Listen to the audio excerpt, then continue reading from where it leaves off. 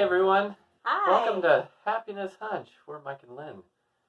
And if you watched our last video, you will recall that Lynn pretty much talked the whole time. So it's my turn this time. I get to talk the whole time. This video, and she's just going to look blankly into the screen the whole time. I'm going to try to pay attention really hard. Yeah, she's not going to talk over me or interrupt me. I'm just gonna roll here. Okay. So we're going to do part 2 of why what you put in your mouth really matters. And the happiness hunch that we had around food and diet back in about 2003 with the Weston A. Price diet. So I wanted to provide sort of like Dad's perspective on the story that Lynn told in the last video. So the first thing I want to admit is that I actually had no idea that Lynn was all disturbed and troubled. Like a really loving father and husband, I was completely clueless. I was, of or course... you have amnesia. I'm not sure. No, I mean, I remember the kids being sick all the time, but I do have one very distinct memory. When we were in Austria, I remember we were standing in the kitchen. It was like in May, right before we were going to head back to the States, and I remember you saying very emphatically that when we get back, I'm really going to figure out the diet thing and what we need to be eating so that our kids will stop being sick. And so I do remember that. But prior to that, I just, to me, kids got sick all the time. That's just kind of the way it was. I have a lot of memories of those little suction cuppy things, and sucking the boogers out of my kids' nose on a regular basis. But I guess I just thought that was kind of normal. I didn't know any different. So anyhow, but I'll pick up the story after Lynn came back from the presentation by that DO doctor and the family friend that invited us to go to that, or invited her to go to that talk. I didn't go to it, but anyhow, when she came back, she was very excited. She was very, very emotional and really felt like she had found the answer to all of her prayers. And I have to be honest, I was a bit skeptical for a while. She came back saying things like, we have to drink raw milk. And I remember thinking to myself, I thought we got rid of raw milk. I mean, I thought we pasteurized Actually, milk I for had a it reason. as a kid from a neighbor across the street. Yeah. So it wasn't so foreign for me. We didn't do it all the time, but I definitely have memories of drinking our neighbor's raw milk. Yeah, well, I grew up on powdered milk. So we used to, in the family, talk about how we used to, quote-unquote, make our milk, which is really disgusting now. But we have great family jokes about that. So, but, I mean, on the other extreme side of the equation would be drinking raw milk. I mean, it was inconceivable to me. But it was also, there were a lot of things just about eating raw foods, organic. I was definitely positive about eating organically. But one of the things that the Weston A. Price sort of way really taught us is that there's a lot of value and a lot of importance in how you first of all raise animals, and also how you prepare foods. And so, there was a lot of food prep involved, and it was a real lifestyle change for us. I mean, we had to soak our nuts and our grains before we, ate them. Because there's a lot of anti-nutrients in plants. Yeah. Foods. Well, let's not go into all the particular things. Right. Yeah, right. Otherwise, we'll be here all afternoon. But, there was just a lot of food prep. It was very time intensive. We were starting to drink things like kefir and kombucha and getting a lot of fermented foods, building up our gut flora. So there was a lot to it. And all of this came at once. The other thing that we realized is that it was pretty tough on the budget. And, of course, I was still in graduate school, so I was, wondering, well, how are we going to, afford raw milk when we have to pay, $7 or $8 a gallon at the time We started out with just 1 gallon. So we started out with 1 gallon a week for 5 people. Yeah, and, I have to be honest with you, we noticed the difference right after we started drinking raw milk. That was the big turning point, and that really caught my attention. But anyway, Lynn kept pushing me, I kept resisting, but kind of going along with it because she's a very determined woman, aren't you, dear? Yeah. Yeah. I love my kids. I wanted them to be healthy. So anyhow, I started looking into it. I started talking to our farmer friend Dan Kramer, who was pushing the Weston A. Price approach message very, very strong. And I started reading bits and pieces of Weston A. Price's book. And I have to say, as a scholar, the thing that really turned it around for me, or really turned me on to this whole thing, was I was very impressed by Weston A. Price's sort of methodology of discovery. So, in contrast to the way most diets come about, which is that a bunch of scientists in a lab come up with some sort of ideal about what the ideal diet ought to be, and then try to deduce from that ideal sort of what the dietary plan should be. Weston A. Price spent about 10 years going all over the world to try to find the healthiest people. And the healthiest people that he found were all primitive, pre-industrial people that did not eat or consume any processed food. And what was so striking to me about that was that it was consistent. The level of health these people all enjoyed, tribes from every single continent in the world, they might have had some variety in their diet, but there were some common principles that he sort of distilled, and maybe we can share that with you at another time, although you can go to the Weston A. Price Foundation website, and they have plenty of information there if you want to look more into it. But what was interesting is that the consistency of health. So average life expectancy was somewhere around 120 years. The body structure, he noticed, of these primitive peoples was perfectly formed. So generally, I always kind of laugh about this, but everything was just wider. Their heads, their jaws were wider. Their diaphragms were wider. Their hips were wider. So they had full and complete bone development, bone structure. And that led to all sorts of interesting things. They had perfect teeth, no degeneration in their teeth. They didn't need braces. There was no crowding in the teeth. I mean, he showed lots of pictures from all the tribes everywhere. They didn't brush their teeth or do anything like that. That was impressive. They could all sing. I think you mentioned that last time, but they all had really, really beautiful voices. They were very strong. People had a lot of stamina. They could do hard physical labor well into their 80s, before they showed real signs of, sort of aging and slowing down.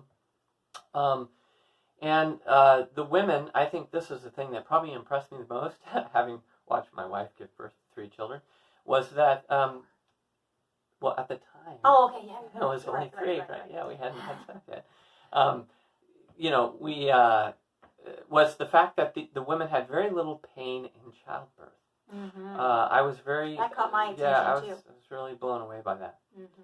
So, because of his approach, kind of as a trained philosopher and theologian, I thought, now that's how you get at the truth of things, is you really go and you take a look at reality and you see what you find. So that was a big deal for me. And so once I kind of got that figured out, then I was, completely and 100% on board. And, we really started making some serious changes, to our lifestyle. And then we just saw increasing benefits. Some of the other things I would just share with you, just comments that we've heard over the years. We remember overhearing a conversation at the dentist when we were living in Latrobe, and they took x-rays of our children's teeth, and we overheard the nurses saying, have you ever seen bone density in a child's head like this before? And we were kind of like laughing, but I guess the positive side of that is our kids have hit their heads on many occasions, and apparently nothing really happens to them because their heads are really hard. So with our big change of lifestyle, the other thing that I kind of learned, and I thought was really interesting and really convinced me, was that, as Americans, we are so calorie conscious, and we're so focused on food as energy. And what I learned from all this is that while energy is important, the far more important piece is the nutritional value of our food.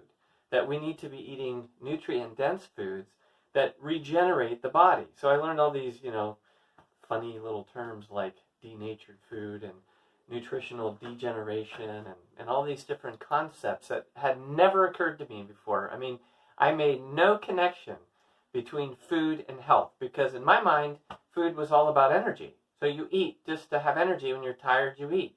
We'll probably talk about that issue even more later when it comes to things like intermittent fasting and other things that we've learned since. But the analogy I always use is, and it's been used before, but it's like a car. Like if you stick gas in a car, you could probably drive your car for about 40,000 miles before you have serious repair issues that come up. And if you go much longer than that, the car's just going to break down. You lose oil, your filters get dirty, your engine's not going to run right, and you're just going to wear your engine down. The human body is like exactly the same way, that if you don't put nutrient-dense food in your body, by the time you get to be about 40, you start seriously degenerating.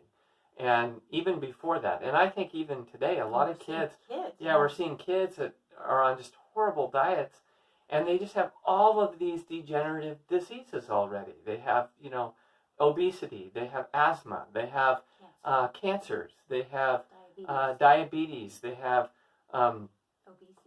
I already mentioned that, but yeah, just they're sick all the time, just constantly colds, constant. Asthma is another big one. Right. I already said that too. Yeah, she wasn't listening to what I was saying. I said I was going to listen. Yeah. But at any rate, so, and most people will say, oh, well, these are just hereditary problems. But the truth is they're not hereditary problems. They're problems of physical degeneration. And we've gotten to thinking that this is somehow normal, and it's not.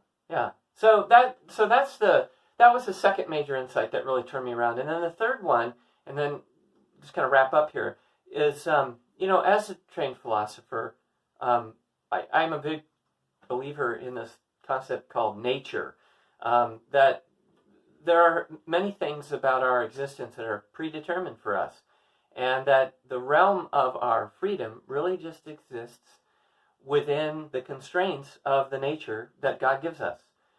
So it isn't that everything is determined. Like, we can decide how we eat or not, but what we can't decide is whether or not a certain eating pattern is going to be healthy to us or not healthy to us, because God has already established a sort of like a design for the synergy between the human body and the other things that He has created for us to eat.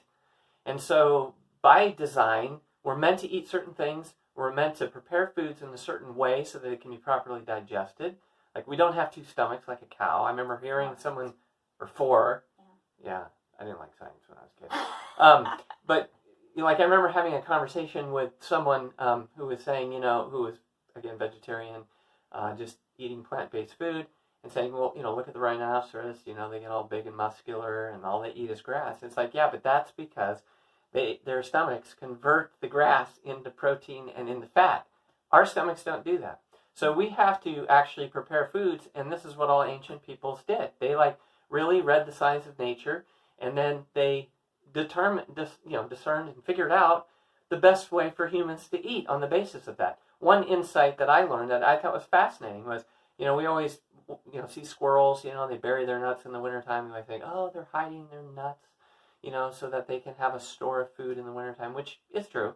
But they're also burying the nuts because they're soaking the nuts, and they're sprouting the nuts and releasing the phytic acid in the nuts so that they can digest them, because phytase is like a natural toxin in the nut that kind of preserves nuts and prevents nuts from being overconsumed by other, animals, so that, we have trees. But the point is in order to eat the nut, you have to prepare it properly, otherwise you get gas. And I remember when I was a kid, I love nuts, and I eat them all the time, and I just get a big stomach ache and get full of gas and all these sharp pains.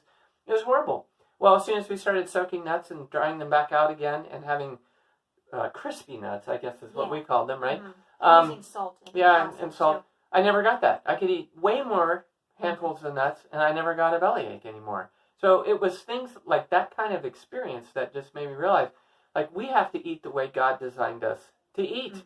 Mm-hmm. And we have to prepare foods, and we have to raise animals and treat animals and plants the way God designed them to be treated, because nature isn't just a bunch of stuff that you can manipulate at will and do whatever you want with. We can do some things, you know, but we have to respect and honor the innate nature of all things, and live according to those natures. So one of the things that I think characterizes the modern world is that we think that creation is malleable. All we have to do is decide what we want to do with it, and that we can do whatever we want with the things that God has made without any sort of consequence. But I think through this whole journey with the Weston A. Price diet, we've realized that that's just not true, and that there are real consequences for not really living our life according to our nature. So that was, you know, that's the pearl of great price within that hunch for us, which is that what you put in your mouth really does matter. And I'll just end with this story. We had an old friend who passed away some years ago at like 94, 95, Miss Virginia. You know, so great example. Yeah, I remember we were talking to her, and in her late 80s or 90s, she had this very long driveway, and she was out there shoveling snow, and she was just as fit as could be.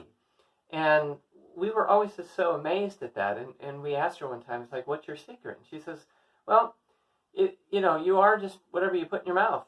So I just make sure that everything I put in my mouth is really healthy, and here I am.